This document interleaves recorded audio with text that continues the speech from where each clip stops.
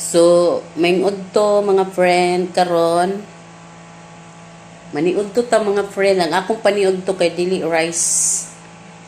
Kay ganinang buntag namahaw ko nagkaungkog rice di karon akong gibkuan udto. Nagpalit ko og buko. Buko. Buko juice. Then hot cake. Ani akong paniod to mga friend. Maghigop ko og sabaw sa butong. Dayon mo ni ipili na ko ng kaning ani ba o ng baga-baga gani ang kuan. Lami kay siya usapon. Lami. Then higop din sabaw.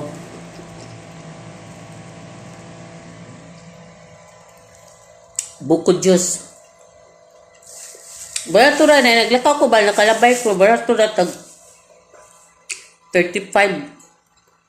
Kuha kanina lang akong panigtuhon kay budget ba. Kaduha makahatag ko og benepisyo sa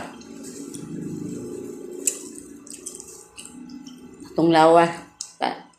Grabe man ang kuan aning buko juice. First di ko ganan anang kanang nagini sa baso. Tamis.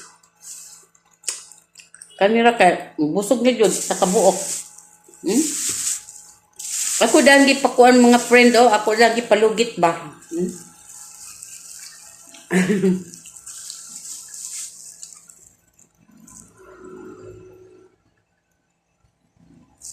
Kinahanglan magkainom-inom pud taog kanang sabaw sa butong kay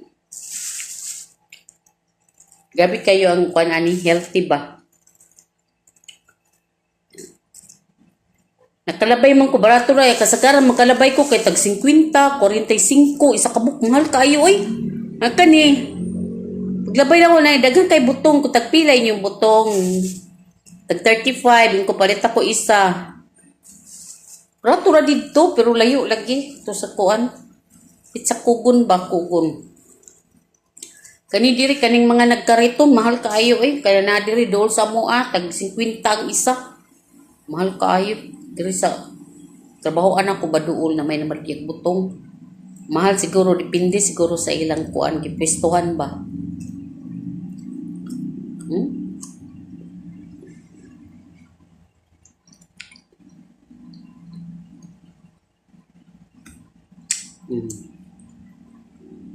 Busog naman ka mga friend, mabusog na taan yung butong. Gusto po ko maka-inom og yung juice ba.